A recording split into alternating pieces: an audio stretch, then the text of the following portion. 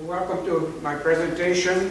I am going to use actually itself the bridge portion of Photoshop to show the images. So the controls that we have in the initial treatment of the picture shows on the side, but in some parts I will use it, mostly I will not. Welcome, and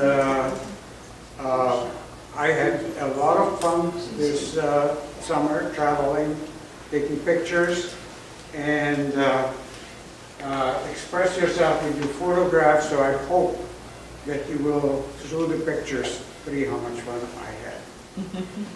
So the point I'm going to make is when we develop our pictures, we want a message to come with it, and how that happens and how much I learned about that this summer is what I'm trying to do today.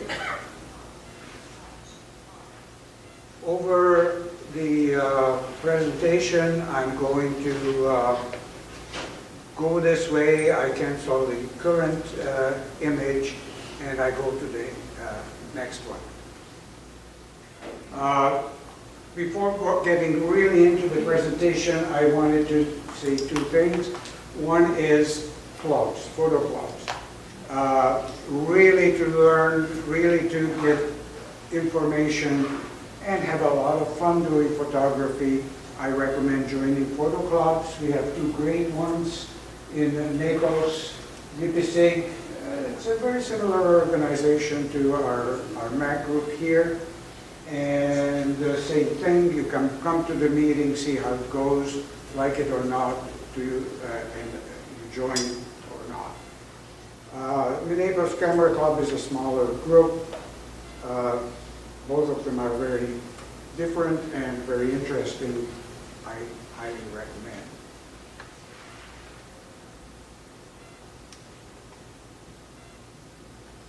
Of course, I took off from Fort Myers, and that's how it looks from the airplane. Now, I show it because for years I was struggling with getting a good picture out of the airplanes of Photoshop, and the question was asked what I'm using. Mostly I use Photoshop, but there are many other programs.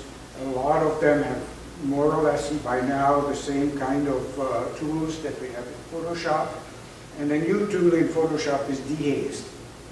And if you use the dehaze filter on the picture, you get a much clearer, it kind of makes the image emerge out of the haze that you usually get if you take the picture. What's that filter again? Dehaze, D-E-H-A-Z-E. Dehaze. The camera, what camera would I be using? Whatever camera. All digital cameras are good. If you want to enlarge, I've got a couple of enlargements there, big, you need a better camera. But what I'm going to say here today in taking the picture, making the picture, develop the picture, any digital camera is good enough these days that you have a great material for your picture. Bob, including the phone? Including the phone. Including the phone. This picture, you recognize where it was taken? And in here, in this lighting, in this low lighting. And another one, if you want, it was taken in New Orleans, and you can see the details at this size. These were taken with the phone? Sorry? Were these taken with the phone? Both of these were taken with the phone and enlarged very nicely to this size. No excuses. That camera is not an excuse anymore. So where I travel, where was this? Anybody recognizes? Yosemite, yeah, that's right, it's Yosemite. And all of these trips were actually workshops. I was at workshop there with Michael Fry, a great photographer, and I choose my workshops. Number one, I have to like the pictures, like the style of the photographer who runs the workshop. Number two, it has to be at a place that I'm very interested in. And number three, the person who runs it or his assistant or her assistant should know the place. If not born there, know it well enough. Michael Fry lived there for 20 years before, so you really knew the place. Otherwise, it's not worth the money. You use Pro-Photo for your color space? I saw Pro-Photo there. For the color space, yes. Yeah. But that's not really. And that was it, my next vacation. Anybody knows, recognizes? Oregon, that's right. That's in Oregon, Haystack Rock. And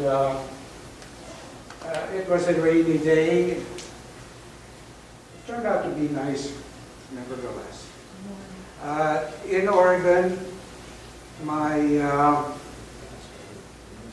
workshop leader was Sean Backshaw, another great photographer whom I knew before from his website and from his tutorials that I like.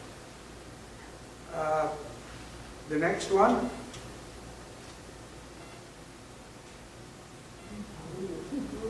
Where's that? Scotland. It's Scotland. That was on the Hebrides, and there, my leader was Alistair Ben, another great guy. He's going to be here in Naples in March. We had a conference in 2015 here in Naples. Very good conference of great photographers from the country, and including Alistair Ben, he came as well. They will be here again, and probably you would recognize most of the names from articles and books that they have published. Great conference. It will be first week of March, or second week of March. Then I went, and that was not a workshop. No, I was not in this plane, nor hitchhiking on the back. It was here at Ponta Gorda. I will have a few pictures from that event as well. Lastly, I went to New Orleans, that's it. And in New Orleans, my leader was Richard Sexton. That was not really photography as taking the picture, it was printing. It was a printing exercise, and much more, but there was an opportunity to take pictures as well. So as you can see, I was trying to take some reasonably characteristic pictures and make them. Now, I had a conclusion. Some of it I went in with, and some of it kind of developed as I took these great fun and great learning trips and workshops. To put it in single words each: intent, unique, and motion. Now, I explained with images what they meant. It's easier to do in reverse order, so I first start with motion. This is picture I took in Scotland. And last year I was in Nova Scotia, and I was extremely disappointed with my pictures that had rocks and water. Just none of them did turn out to be what I liked. And motion, to capture motion in a still picture was one of my objectives for the learning this summer. And some of my choices were where to and with whom were related to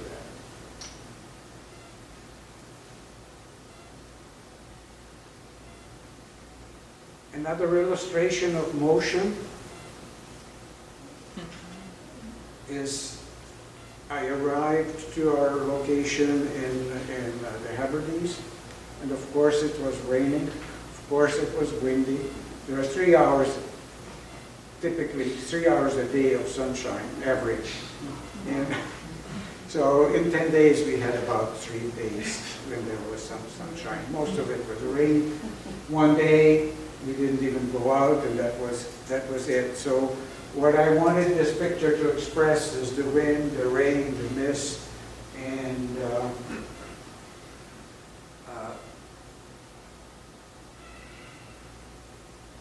this is back in Yosemite. This is a nice little waterfall, not one of the big ones, hidden a little bit.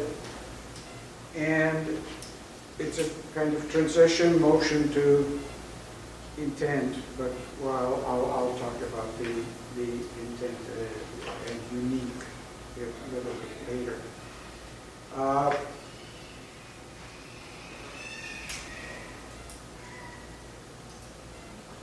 Another waterfall where you can feel the motion, when you can see the motion in the still picture is this one that was taken in Oregon. Now, if you look at the information up here, I have the information about the picture, what exposure I took, but I will talk about it a little bit later. But you can see it's a relatively long exposure. It's not one of the fractions of a second. It's 1/8 of a second, and that's the way to get the motion. To get a longer exposure, of course, you need a tripod or some other way of securing your camera, but it's not that simple. I cannot give you a number. If the waterfall is at distance, if the waterfall is faster, if it goes over the rocks and jumping, it goes up and down. But typically, if you use something between 1 second to a 1/10 of a second, you get that feeling of the motion. But you have to play with it a little bit and get yourself a feel for, or take more of them and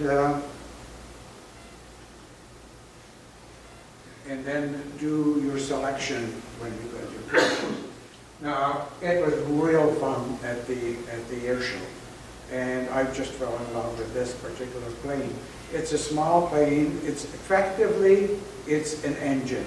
Effectively, it's an engine, and they put wings on it. And they put a little space there for a pilot.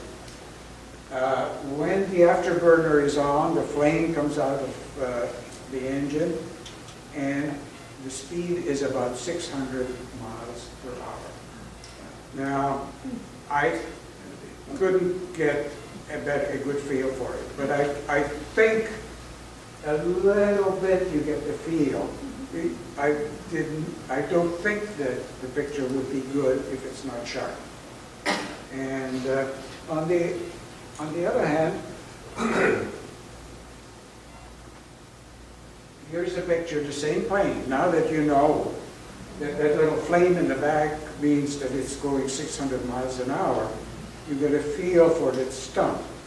This plane going 600 miles an hour, 20 feet above the runway. 20 feet above in front of me. Where is there school bus? Punta Gorda. This year? This year, yeah, months ago. October, I think. Most of them were propeller planes, so I'll get to that a little later. When that plane lands, does it shoot out a parachute? I didn't see, they don't land, they just do their stunts, and then they use another runway for landing and takeoff. So it's only 20 feet over the runway. Well, you can see the height roughly. Now, the other word was unique. One was motion, the other was unique. When I was preparing to go to Yosemite and when I was on my way, it was on my mind and on my shoulders. Yosemite has about 1 million visitors a year. I would say 999,999 would have a camera.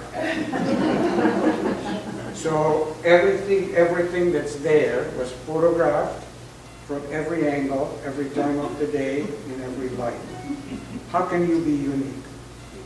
How can you, what can you do in a picture so that your picture will not be, I've seen that, I'm being there. So I tried a few things. One of them, the one you saw before, that waterfall. I'm pretty sure that a lot of people took exactly the same picture with exactly the same setting. What I tried to do in the development is to create a mood. It was a kind of hidden area. Did you just polarize and color on this one? I'm not sure whether I had a polarizer or not. It was on and off as I went. It was, I thought that it was, the way I got to it, not somewhere where a lot of people would have trumped over or got there. And when I developed, I was trying to get a feel, a set of colors that are just a little bit off the real ones to give a feel of a little different to the Why is it red in the water? Did you The do water is that? always darker and always darker than up there. Probably I had a little bit too much difference between the two to be real, Okay. but I think the effect is real in the sense that the reflection is always darker and a little more contrasty than the image. And if the camera didn't pick that up, then you should put it back in when you're doing your post-production. Did you work on the photo after you took it, or was Everyone, that the original? everyone, everyone. There's not a single one you would see that I did not work on. This picture, not the same, but you can see here the waterfall. This is a print on aluminum. This is a bridal whale fall. And to get the rainbow is quite a thing, because it has to be a certain time of the year, certain weather, and so on. So thanks to our great leader, we did see it. And I was able to capture it. I say a little more about it with another picture. My favorite picture from the summer, and Art, yours too, is the tree. This is Yosemite. You wouldn't really know it from the picture, but the rocks in the back to some extent identify it. And it's not the tree. It's not about the tree. You don't take a picture or you don't make a picture of something. You want to make your picture about something. This is about the light on the tree. This is about the sunshine. You walk there, the tree was glowing. So the only thing I try to do is a background that's dark so that I have the contrast for that tree. I worked a lot on this picture, although very little different from the original. I worked a lot because its effect is very dependent on the background. The tree was easy. The background had to be, if it's too dark, you don't see that it's trees and the detail. If it's lighter, you don't have the contrast. So to get, with this one, the difficulty was to get that.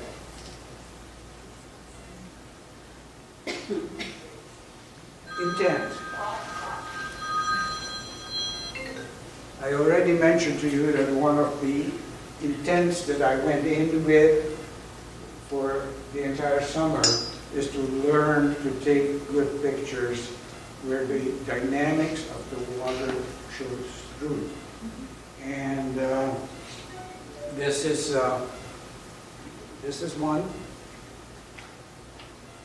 Where was that again, Scotland, in the Hebrides. This is another one. As I was going to the airport, I was thinking, I'm not into airplanes. I'm not down either. I didn't care. What I cared about is the event, the motion. So I was trying to catch not airplanes, but their action.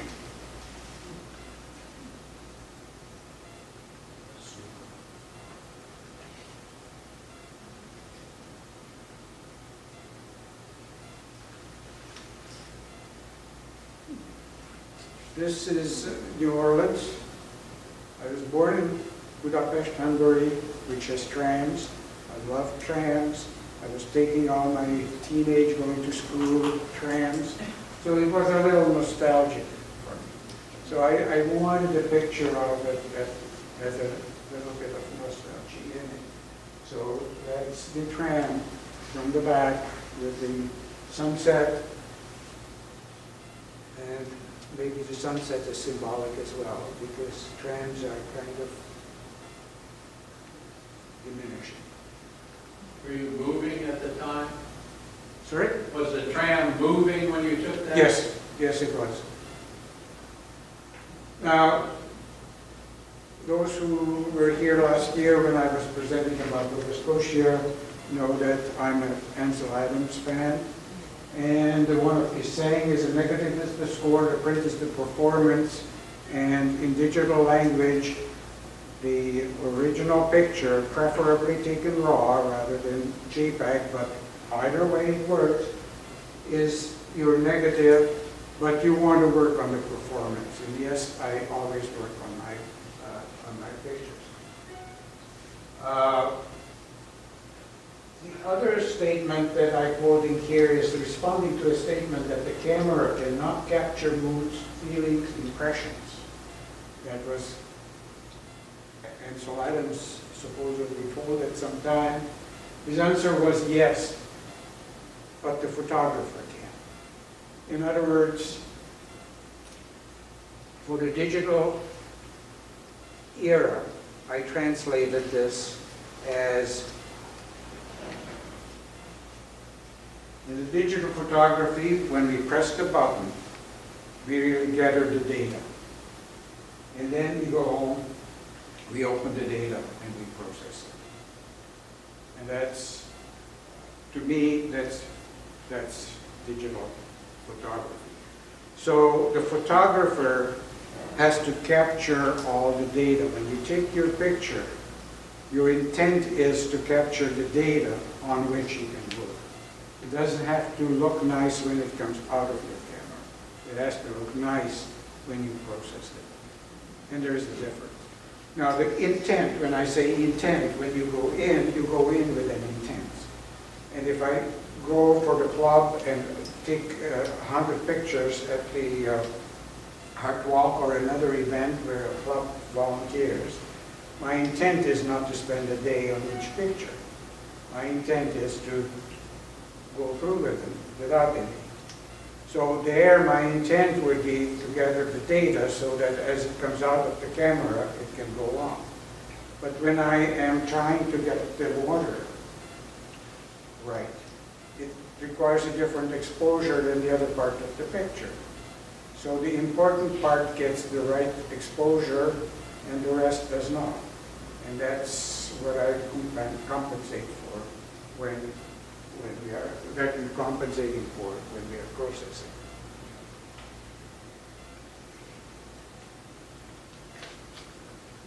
Back to the same tree. By the way, the tree was behind the house when I showed the house in the beginning, and my room was looking at that house. So when I got into the room, I saw this kind of weather, and that's what I wanted to capture. Not the tree as much as that was the weather. Do you ever take notes right after you take the picture? I should, but I don't.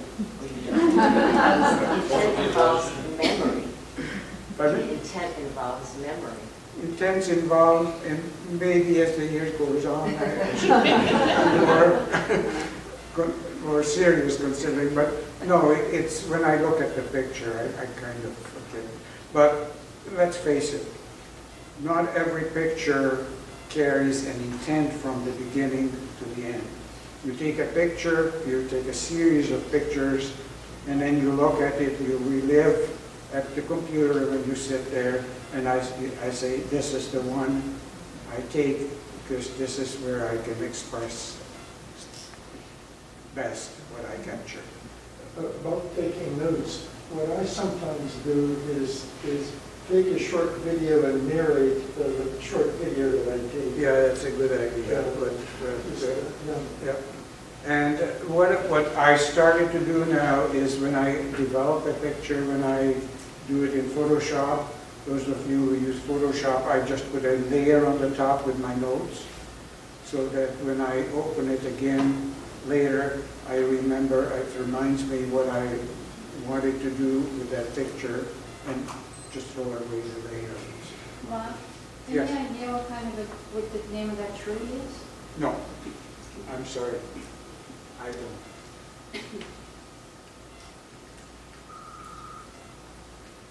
Now the next actually it was this picture.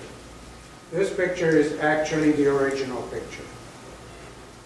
Before going on, I just wanted to show you that if you take the raw picture, which your camera can do, but even if you don't, there's a huge amount you can do with it. Now, with this, you can make it more dramatic. You can make it a little happier and colorful.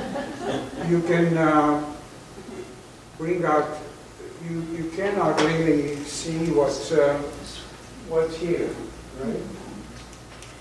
Well, you can, because the data is there.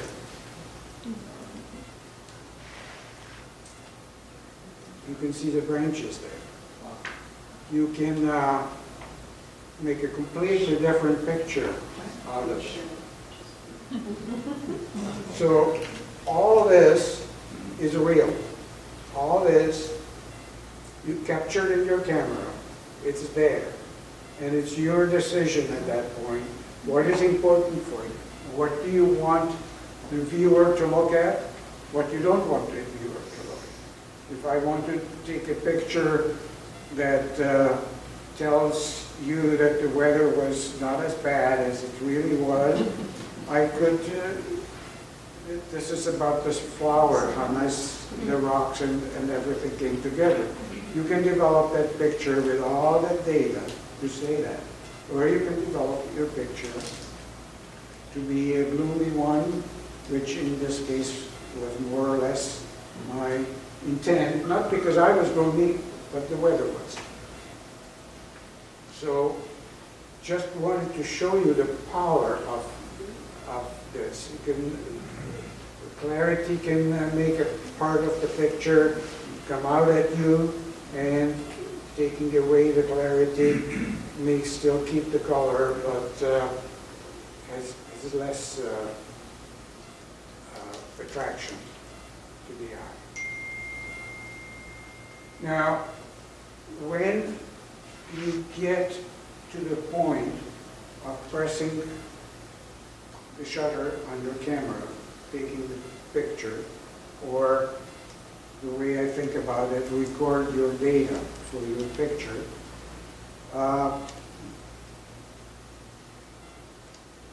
there are 5 things, or maybe 6 things, that have to be in place. Not anymore. No matter how complicated your camera is, no matter how many features are there, you need to have the focus right. You have to have the aperture right. You have to have the speed, the shutter speed, how long the camera is doing the recording, time on Canon cameras, shutter speed, Nikon, and different things. And the sensitivity of the camera, which is very imaginatively called ISO, which stands for International Standards Organization.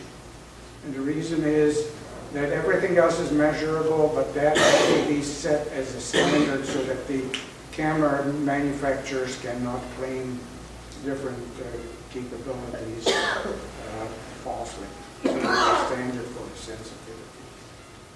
The other thing you need to have is stability for your camera, or you know what stability you have, whether you need a tripod or not. And of course, by that time, you have framed your picture of your composition. But focus, aperture speed, and sensitivity are the only ones. Now, if your camera is automatic, then you get autofocus, auto this, and auto that. And it's up to you how much of that you use. But as a photographer, you need to know where you want to set your focus, what aperture would be optimum for the purpose that you are taking the picture for, what speed, for example, the motion that I already spoke about, and what sensitivity you probably need to set your camera, because you always want to set it to natural sensitivity, but you can compromise for higher sensitivities and less clear, a little muddier, and sometimes noisy, like the TV noise used to be, the white snow. It's more or less black in the camera. That's the penalty if you want higher sensitivity. So you need to know your priority between those when you take your picture. And I really should have said that later, but I wanted to go into the next part with that having said already. What speed did you use for that tram photo? Sorry? For that tram photo, you said the tram was moving. So what speed did you use on that? We can go back and check it. I think there's 13200. 14200? 3200 foot a second. Is that what it was? That's my recollection. Yeah, okay. It was. And it's probably a higher ISO as well. And the penalty is probably that I could never make it a big picture. Now, when you compose your picture, there is a castle, of course, in Scotland. You wanted to have a picture. If I wanted to take a picture of a castle, probably this is the way it would have looked. And I either would have waited until there are lots of people there to show that this castle is not a castle anymore, and it's a visitor's place, or wait until all of them are gone. Probably would have had an objective. I did not. This is just an enlargement from another picture. Now, if you take the picture like this, then you have taken a castle in its environment. It gives a mood to the castle, it gives an environment to the castle. If you have taken the picture like this, it's not so much the castle anymore, it's a Scottish landscape with a castle. So that's where the intent kind of comes back. Which one do you want? With digital photography, of course, you probably take it raw, because why not take a lot of pictures? But then when it comes to sorting, when it comes to processing, then I showed you all three, because I'm presenting it, but I would not show 3 pictures of the castle. One is enough, and let's go on to something else, or maybe 2. But you have an intent where you want it. Are you talking about landscapes and you want a landscape picture? You have to make those decisions and then develop your pictures accordingly. Now, back to Yosemite. In Yosemite, before I talk about the picture, here's the waterfall, the Bridal Veil waterfall. And we had to go up here on this mountain so that the sun was behind us at, if you remember the exact time, say 5 o'clock. We had to start our journey somewhere down there in the valley, go up 300, 600 feet on rocks and this and that, to be there at the right time when the rainbow will show up. The wind had to blow, and it was blowing when we got up, and the sun had to shine. We had a rainbow, which it did not. But our leader, knowing the weather pattern, said, it's going to be all right, and it was. Now, if you don't go there, you go by yourself, you would not have gone up. Number 1, you don't know where it is. Number 2, it was all cloudy. So the decision had to be made an hour before. We had to be up there. We had to take into account the age of the people who were with him and how long will it take, because he would have probably made it half the time. So you have this picture, which is called a tunnel view, and a tunnel view in Yosemite have been taken probably 1 million people. First of them, Ansel Adams, and very recently I've seen one from Clyde Butcher. This tree was there, both pictures, everyone.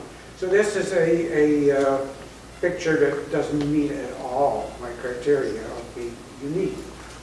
So what I really felt was that something like this, I've never seen this in portrait mode. My picture would be in portrait mode. Very different because what you see here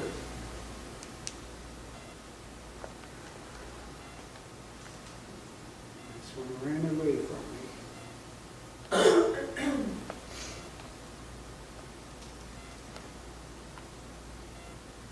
Sorry.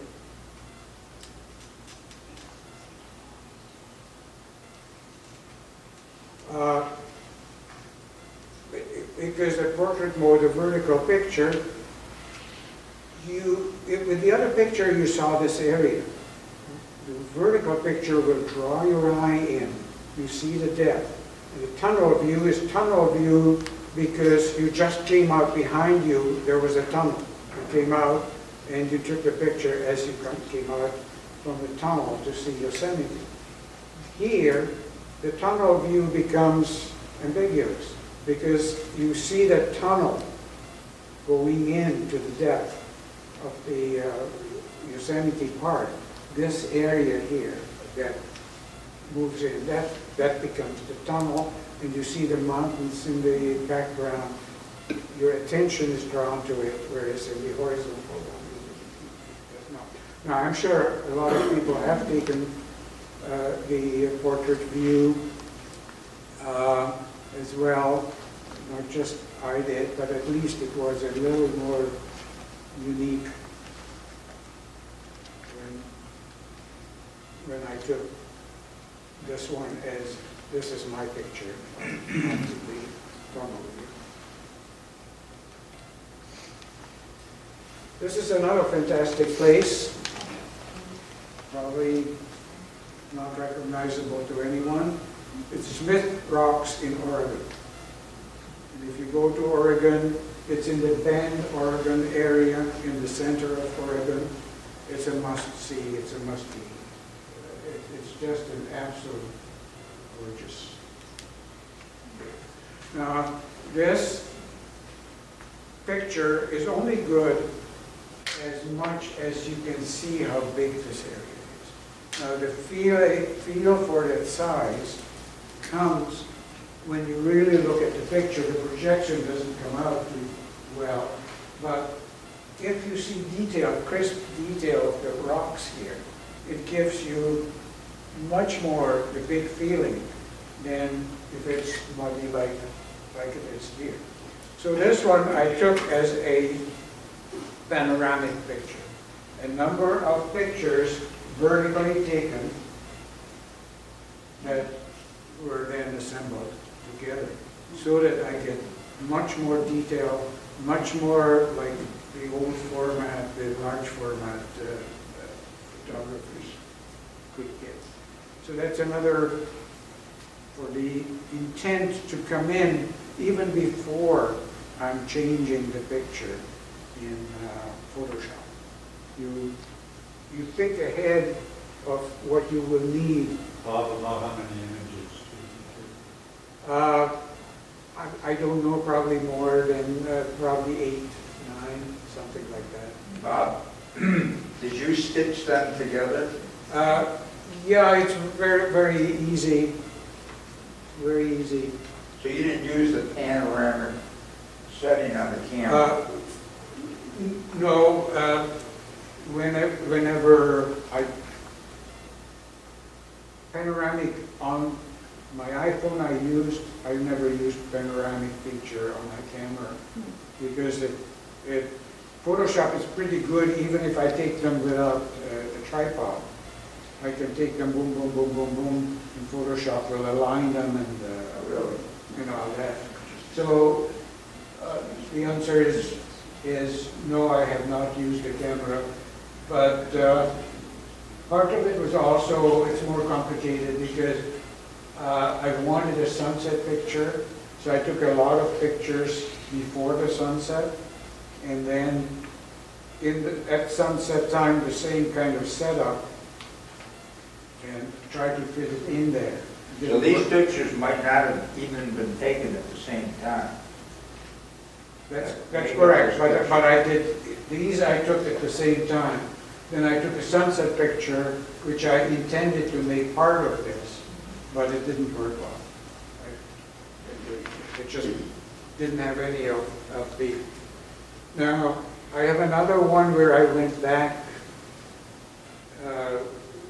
much later, a year later or so, when I could do something that I could not do before.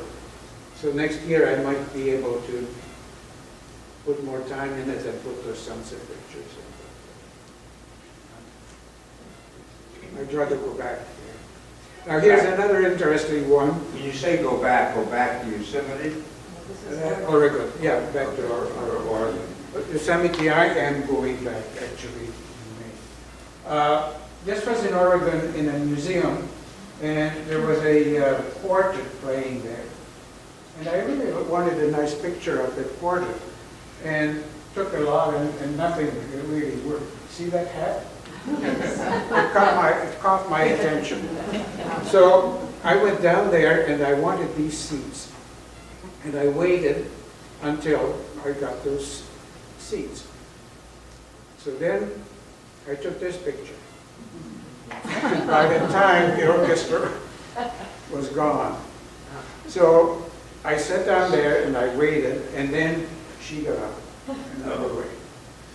And what I did then, and that was during the break, waiting for the musicians to come in, I took her seat, and I took the picture of the orchestra. I adjusted the zoom a little bit to get more or less the same perspective, and I got this. So this was at two separate That's times? two 5 minutes, 10 minutes apart, two pictures. Actually, I took several pictures of the orchestra when I was sitting there, and I picked the one that. So I was lucky with that. So how do you blend the pictures? Pardon me? How do you put the pictures together? Well, Well, that's another 10 hours. Right. that's another, yeah. Layers. Come Today, back. I'm not saying how, I'm just saying why. Okay. Take one of Bob's classes. Yeah, in the club, we have a Photoshop user group where I'm giving presentations of this kind. So that comes to the composition, bringing the intent into the illustrating, bringing the intent into your composition. Now, this is illustrating, bringing the aperture into your attention. Remember I said composition, aperture, speed, and wide. This picture would be absolutely nothing if the water in the background was as sharp as the branches. Now the aperture is how much you open your lens, and if you open your lens very much, then the depth of field, it's called, the depth, how far back is your picture sharp, is very small. If you close down your aperture, make it much smaller, then it becomes much bigger. So that's why you want to control your aperture when your picture is taken. Now, does it mean that you have to be in manual mode? No. When you are in this mode, you can put your camera in aperture priority. So you set your aperture wide open, and you let the camera do the rest. Remember, it's not always all of these things, it's which one is your priority. In this case, the priority was to get the branch sharp and the water soft. So you have to be on tripod, take a long time picture. Actually, somebody was holding the branch so that the wind would not blow it. We took turns. And that's a good illustration why you want to control your aperture. And it goes along with this picture, where obviously this is Glasgow Cathedral in Glasgow. It has to be sharp from here to there, because you would not see this picture. So I've thrown it out. If the person up front here, these areas, and the back were all sharp. So it's a very different intent again for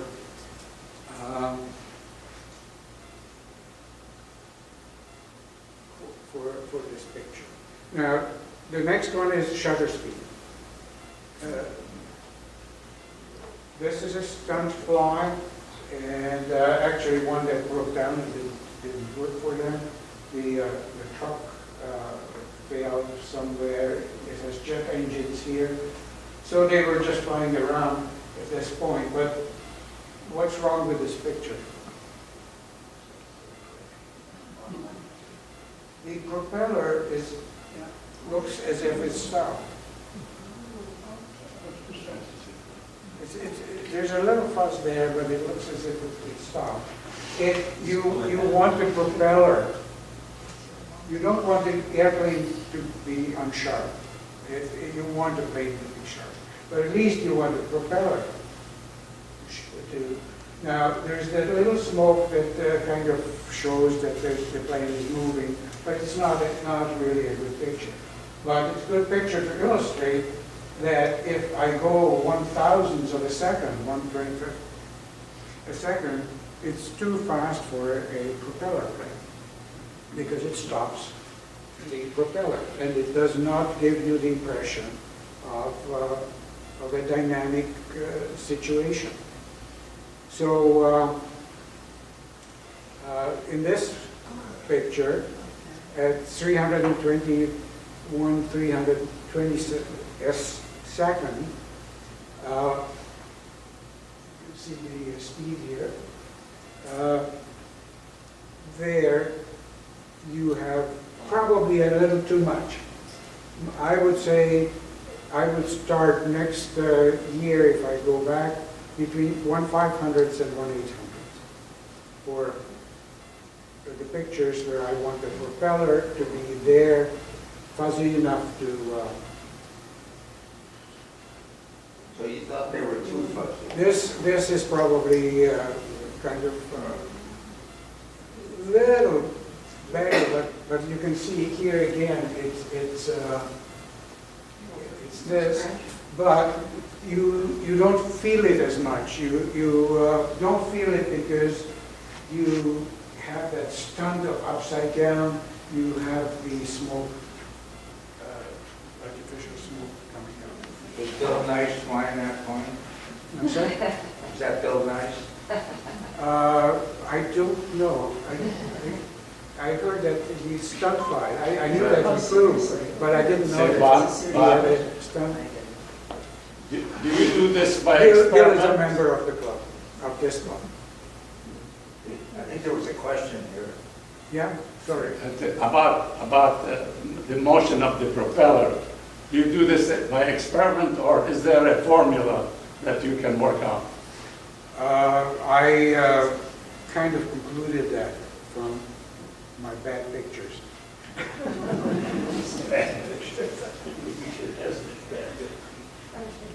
You just won't call him. So here is a picture of a waterfall, and it's not as sharp as on my computer, but it's not a waterfall. It's a mess. And on my picture, it's more like ice. You go to the same waterfall, and you expose it a little longer, then you get the feeling of the water flowing. And that exposure is 1/10 of a second. So as I say, it would probably vary from 1 second down to 1/10 of a second. That range, this is, if it's much more, then I lose the detail, those lines. So again, a little bit of experimentation helps you. And there are different messages between very smooth, like Alistair Benn, one of the leaders of the leader of the Scottish workshop. He's taking very, very long exposures, very long, very smooth, and the mood of the water, the ocean, is just fantastic. It's not what I'm intending to do. I prefer to put more dynamics in it. But his pictures are just beautiful. AlistairBenn.com, if you go and look at it. Just absolutely fantastic. He lets it all out. Very, very smooth. Robert, you go back to the preceding image. You what? Go back to the preceding image. Yeah, sure.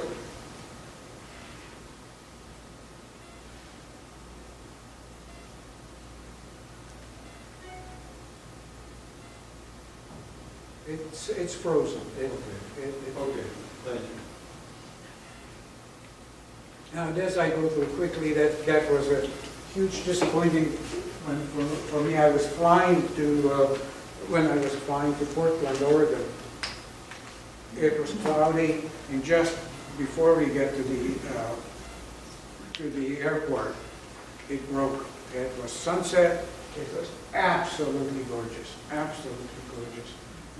My picture captures it a little bit, so to me it is what it was, but not really. I could not get a good picture of it. But it was absolutely gorgeous sunset out of the airplane. It was all lit up.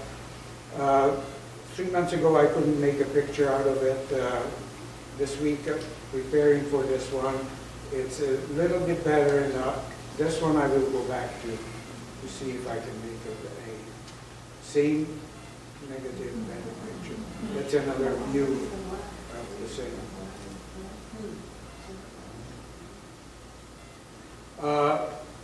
Now we are at the point, why do I not like, because that picture is noisy. I had to go up with the sensitivity, up with the ISO, in order to get the enough light to the camera, enough sensor.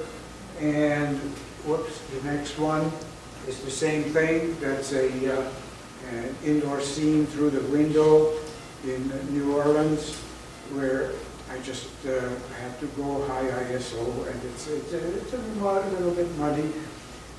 If it's an important picture, you can make a good picture of it. This is good for illustration, and that's about it. So you took this through a window? Yeah. Now, once you have set, I said focus, aperture, and speed, and the sensitivity, the ISO, the next thing is pressing the button.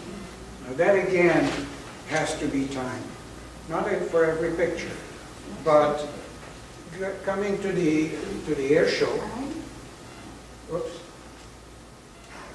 this picture really shows the top of the stump, because the plane was coming down. You can see it's about 20 feet again, the same height, just barely out, and he was falling down from the sky and curving up like this. And ironically, this was on the weekend, and either Monday or Tuesday morning, I get on the email, the New York Times, there was an obituary for a test pilot who died at 96. And his comment was, well, I lost some of my friends because of margin. They did not give themselves enough margin. Now, look at how little that margin is, but it's still there, and it's just, but you have to capture some of it at the right time. Otherwise, you don't get that message out of your picture. You see, we still have a few minutes. Now, the other of this stunt, these stunts, was two planes, two brothers flying planes, and I was trying to catch them the first day, and I got a picture when they were going like that, but didn't say too much. So the next day I went boom, boom, boom, boom, boom with the automatic to get 5 pictures of them, and then composited it together to really get that message. So there were only 2 planes? Yeah. It's only 2 planes, yeah, it's only 2 planes. It's just 5 shots. Bravo. So once you took your shots, you open it in Photoshop. This time you have a huge amount, because if you are like me, and most of the digital picture takers take advantage of the fact that once you put all your money into equipment, taking 1 picture or 1,000 pictures costs you the same, except in time. Except in time. except in time, when you open the picture. So when you open the picture comes that point when you have to make your decisions. You can't deal with 100 pictures or 200 pictures. You want 10 maybe from the event, or 1,000 pictures, and you want 30, 40. So you have to do your decision. One of those decisions could be quite simple. This one I took on the tram. The woman was almost motionless. So I took 5 or 6 pictures before we got to a stop, and people came in, and the whole situation disappeared. And my choice was simply the I don't know, they call them drivers, the streetcar or conductors, that his face was in the right place. So that was my choice, why I picked this picture. This one, I really love this, the Highland Call. Highland Call. And one of our members, there were 3 of us, and one of the members in the workshop, that was the greatest workshop, 3 of us, the others were 8 people. She wanted to have I wasn't interested, but we had to stop, and so it turned out that my favorite picture from Scotland was the ones where we just stopped because she wanted to stop. But here you can see the fence, and I expected it not to be able to come through the fence. Her head did. So it's a little closer than I expected. But I love that picture. Now, the other, and again, it was an obvious choice out of 5 or 6 other pictures that I've taken. This picture, you open this up and you say, well, it's a little bit too green. So can I kind of turn down the color intensity of the green, and it becomes a much better picture. So yes, I will keep that picture. Then you say to yourself, well, would it not look better as black and white? So you make your decision which one is better. And I don't think you or any audience would be interested in seeing more than one picture. So you have another picture, and now which one do I choose? Here, if you took a lot of pictures, you can muddy up your mind really and make it hard to choose. But that's another objective that you do when you do your sorting. This one, when I do my sorting, my choices, personally I do it 3 times. First, I go through and I'm just anxious to have a picture from where I was, and I just took the obvious, which 1 or 2 or 3 obvious that I really wanted to see, really wanted to see, and this one missed. The second time, I go through with a little more intent to have more pictures and look more deeper into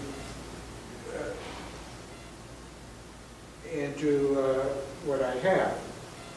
And this is what I had. Now, this is a much duller picture, much less color, not life in it. And first round I skipped it. Second round I like it. But maybe I have 5 or 6 or 7 of these pictures. Maybe they were dark.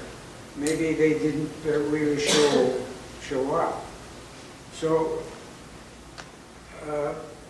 here is another one. We're running short of the time, pretty close, so I wanted to do this one. here's this picture. Let's say I took 6 or 10 pictures of the scene. Now, skip it? Maybe, maybe not.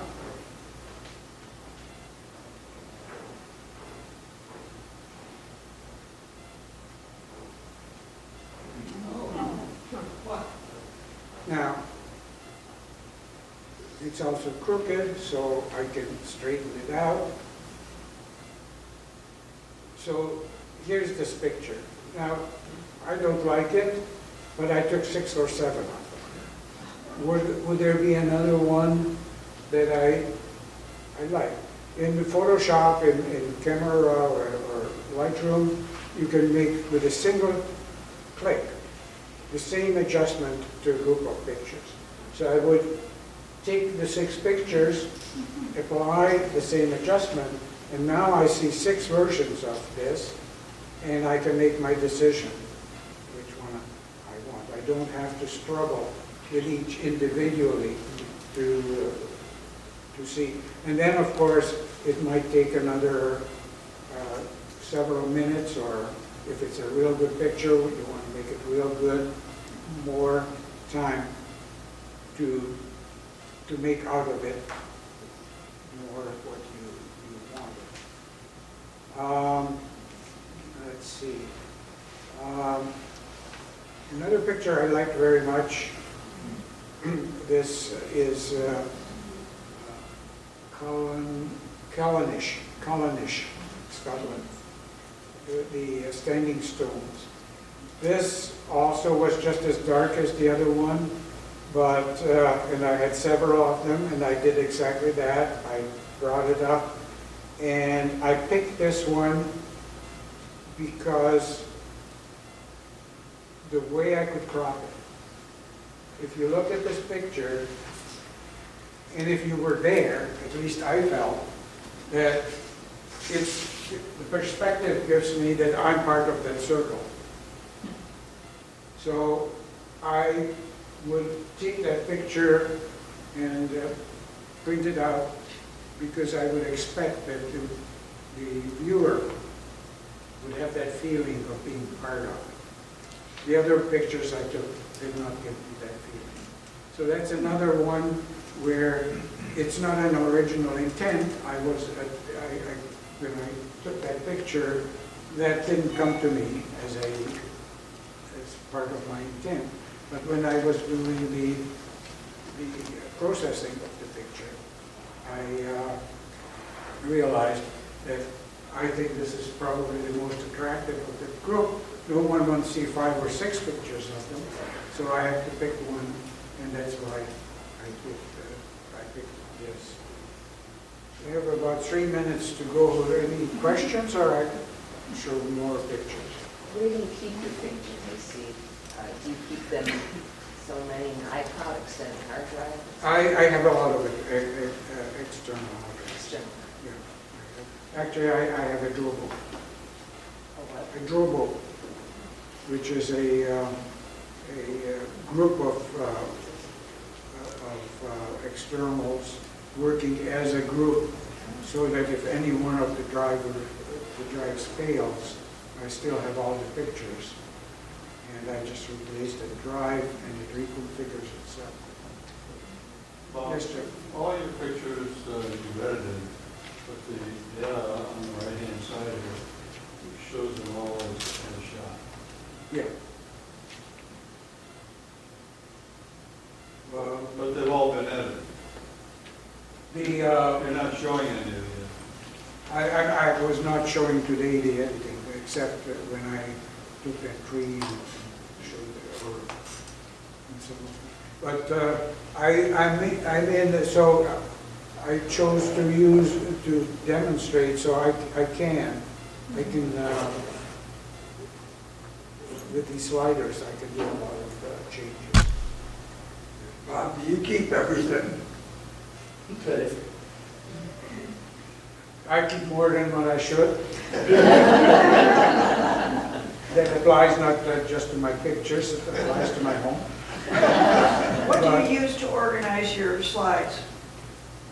I tried Lightroom many times and I fell off the wagon as many times as I tried.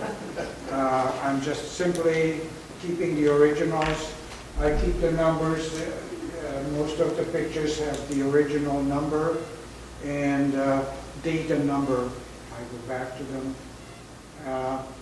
I keep my originals by date and I keep my processed by topic.